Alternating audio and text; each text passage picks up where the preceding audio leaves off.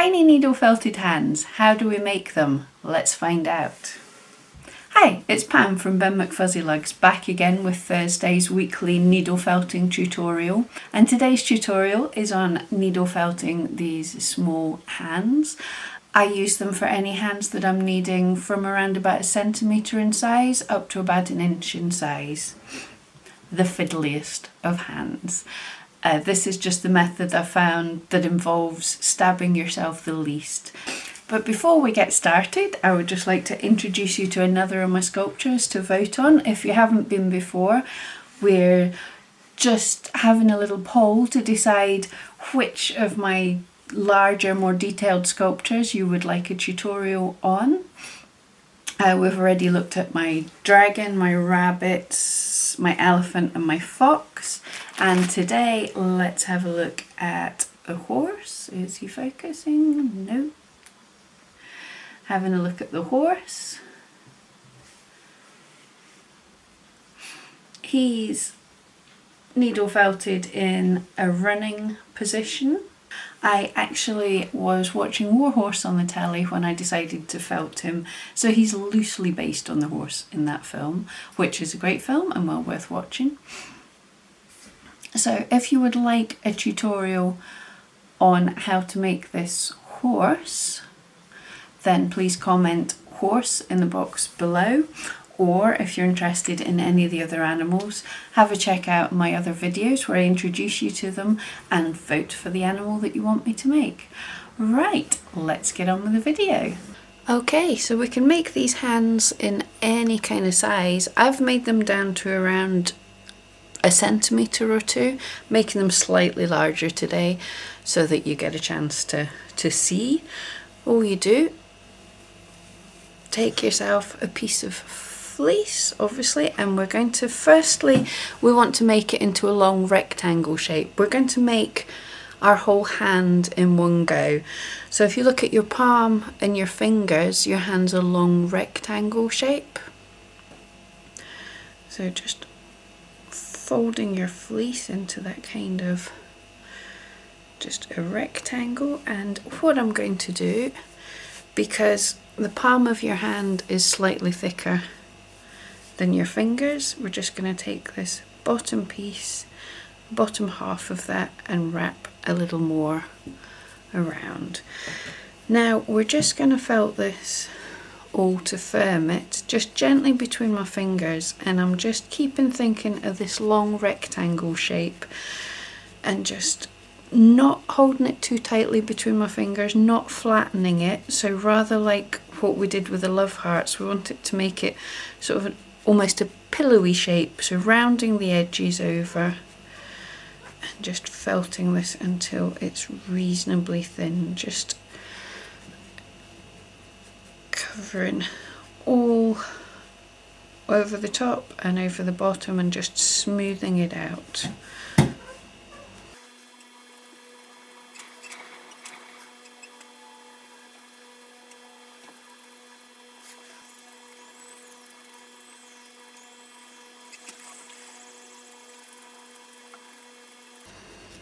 So I've tried several different methods for making hands, making each finger individually and attaching it to the palm, and that really resulted in sausagey fingers. Making a wire frame for the hand and then wrapping each finger individually, and that works beautifully for larger sculptures, but on the scale that I tend to work on, I'm looking at hands around 2 centimetres maybe, and that just gets so fiddly. So I came up with this method. It gives quite a nice realistic looking hand, as you can see here, but with the least amount of fiddliness. I stabbed myself the least. So I hope it helps some of you as well. Of course, quite often in all art, people just don't bother with 4 fingers and a thumb because hand can look quite sausagey. Fingers are quite difficult, so it's absolutely accepted as fair enough to, if you just make a hand with 3 fingers. Most of your cartoon characters that you know of will have that, for the very reason that if they had 4 fingers and a thumb, it would look like they had bizarre sausages. Okay, so now I've got this piece relatively firmed up so that it's going to hold its shape, but it's still very pliable. I'm just going to use the felting surface just so it's easier to demonstrate what I'm doing. As you know, I don't often use a felting surface, and I was asked before what's happened to mine. It's just very old. I've had this for nearly 10 years. I used it a lot in the beginning, obviously not so much now. Okay, so all we do to start with, the fatter bottom is going to be the palm of the hand, and from here up is going to be the fingers. Nice and simply to start with, all we're going to do is felt a straight line right through the middle of this.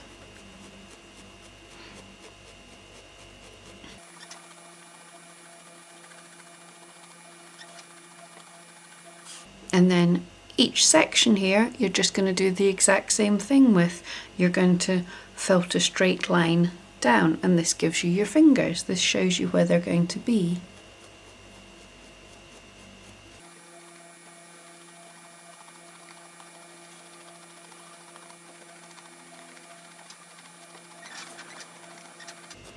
Now I'm going to mainly focus on working on the palm of the hand, but you still want to be aware of what's happening on the back. So I'm also going to felt that straight line.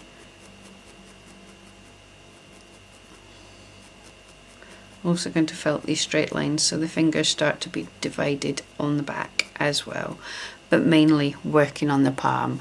Now I am just going to continue on with this to firm up. I'm just felting around the fingers, giving them nice separation with these lines that we've just made.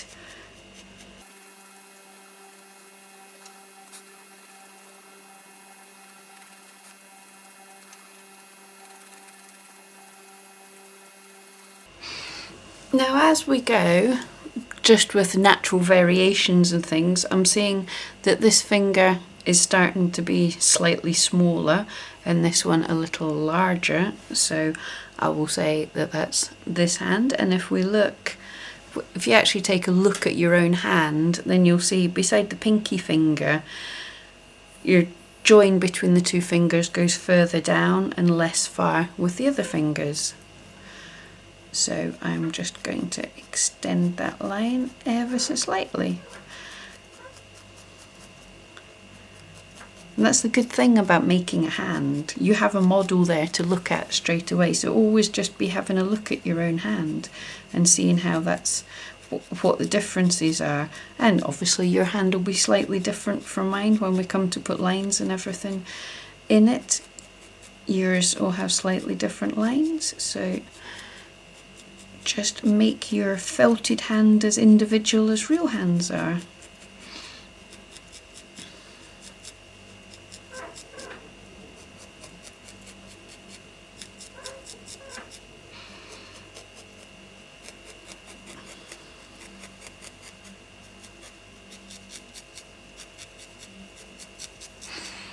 So I'm just going to spend another 5 or 10 minutes firming up this whole hand further in all directions, but paying special attention to firming the fingers, and again always keeping the needle perpendicular to where you want the surface to be. So as you can see, I'm bringing it round to think of each individual finger now as a tube, but obviously we can't get in between the fingers, we're just felting this line.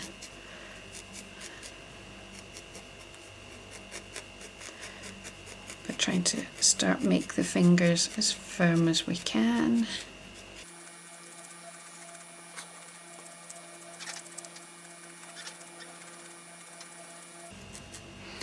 So also when I'm looking at my hand, I look at the length of all my fingers. Again, everyone's going to be slightly different, but I look, my pinky and the ring finger are shorter, the centre finger is a bit longer, and my index finger is just slightly longer than my ring finger.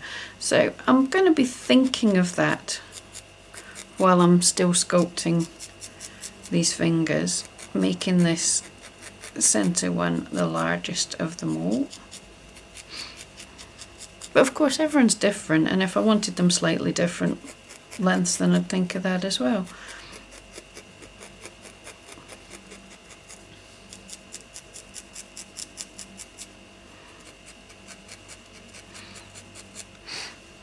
And what I'm doing to work on that is, for instance, the ring finger had a little bit too much fleece, was a little too fat. So I'm just, as I'm working on this line, I'm working more into the index finger than I am working into the pinky finger.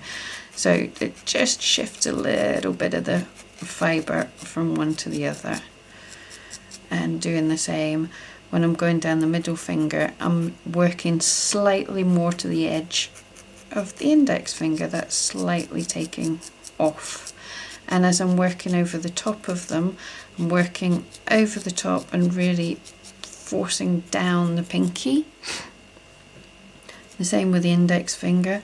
With the middle finger, so the ring finger, with the middle finger I'm less focusing on making it shorter as I work the tip of the finger, and with the index or the pointer finger, again, I'm just working on making it slightly shorter. So this is probably a good time, as it's getting a little firmer, to think of adding my thumb. So I only want a very small amount of fleece for this, and we can always add more. It's easier to add than it is to take away. And I'm just going to wind a small tube as tightly as I can without breaking my needle, but tightly as I can around my needle.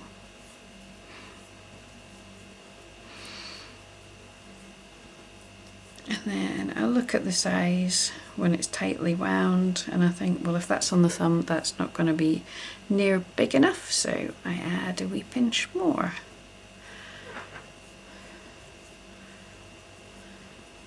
Wind it, obviously comparing to my fingers and saying, well, yes, the thumb's the smallest of the fingers, but it's also kind of chunky, so we're just going to add a wee bit more. Want a nice chunky thumb as it compares to the other fingers.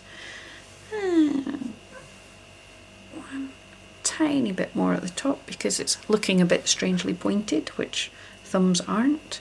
So just adding a bit more around at the top. I'm going to keep it tightly pinched between my fingers and slide off. This bit on the right hand side is going to be the fluff to attach it to the hand. So I'm just keeping that loose. I'm felting between my fingers and rotating the thumb. I want to really make sure that this holds its own shape. And felting over the top as well, so it's not such a pointed cone. And then once it's holding, compare to my own hand. Your thumb attaches quite low down in your palm, so we'll do the same here, and it's at roughly a 45-degree angle, so we're just popping the thumb on in place and felting it on. Now I just want a little bit more loose fibres to bulk up the base of the thumb.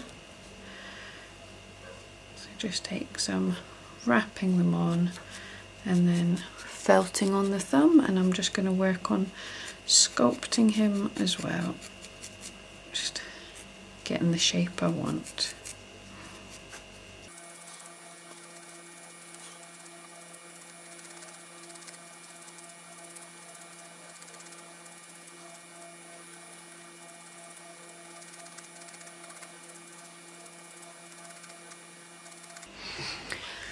Now is a really good time to start working on the lines of this the hand. This actually really brings it to life. So you just look at your own hands, and first of all there's lines across the bottom of your finger where they bend. So we'll do the same on our hand here and just felt in a straight line just at the base of all the fingers.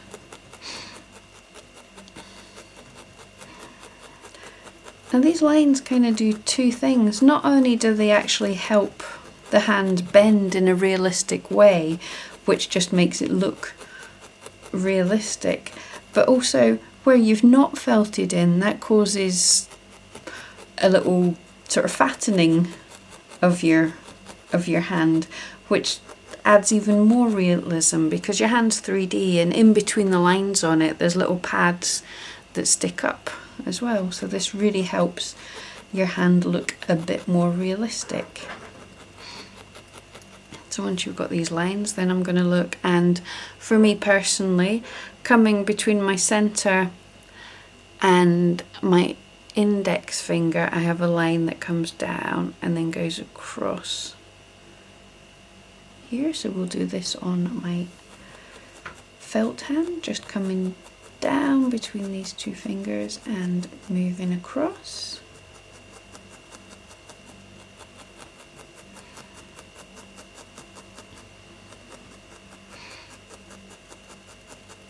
I can't remember what any of these lines are called. I'm sure there are some people sitting there judging how many children I'm going to have and how long I'm going to live, but I don't know what any of these mean.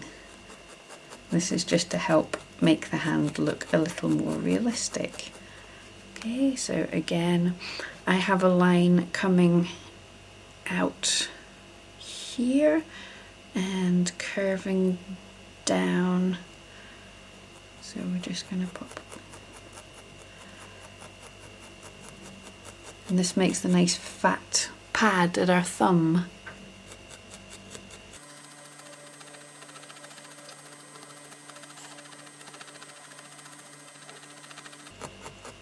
I think this is the lifeline.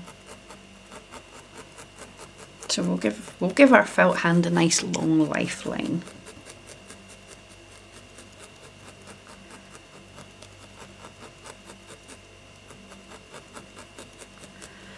And from that I also have another line that comes out here, so I will do that as well. You don't have to do obviously every single little line, but a few. It's little lines and imperfections that make things more realistic. If we just left this all smooth, it wouldn't look like a real hand at all. But just doing this just brings it to life.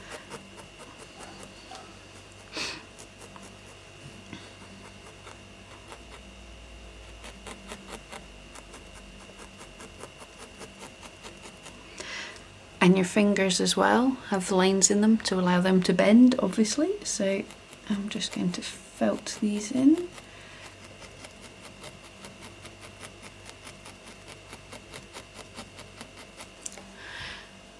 Now you could totally just continue the hand like this, keeping the fingers bound together, but it can actually make it even more realistic to free the fingers just by cutting down the lines that you felted.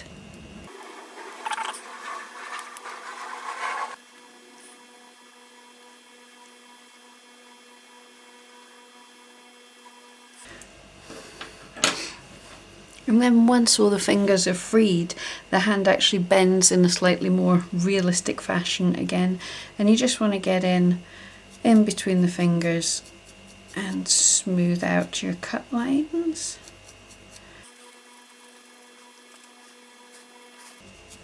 And this is slightly less fiddly to do than if you'd done it from the beginning, because the fingers are all firmer. But just make sure and go in. The thing that stops the fingers becoming so banana-y, sausagey, is simply making sure that the top of the fingers don't get too fat.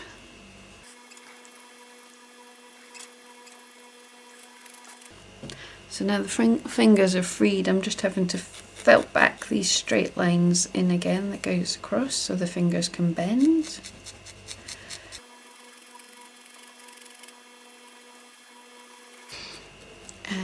and felt the line at the base of the fingers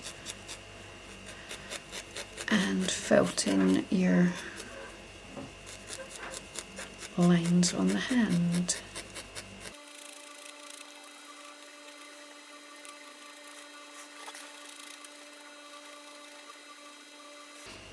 And spend as much time as you need finishing this off, going over and firming everything up, thinning down fingers, anything you need to do.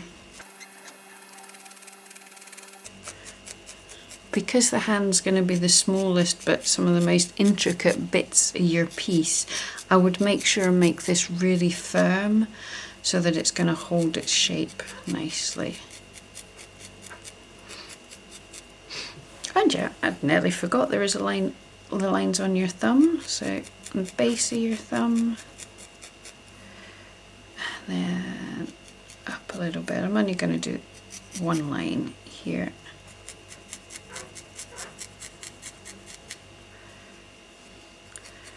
And that just allows the hand, it's able to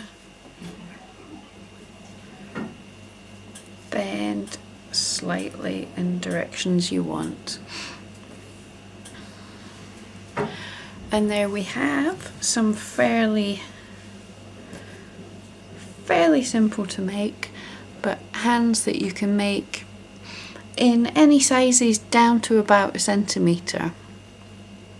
If you're going much bigger than 1 inch or 2, then you can think about making a wire frame for your hands.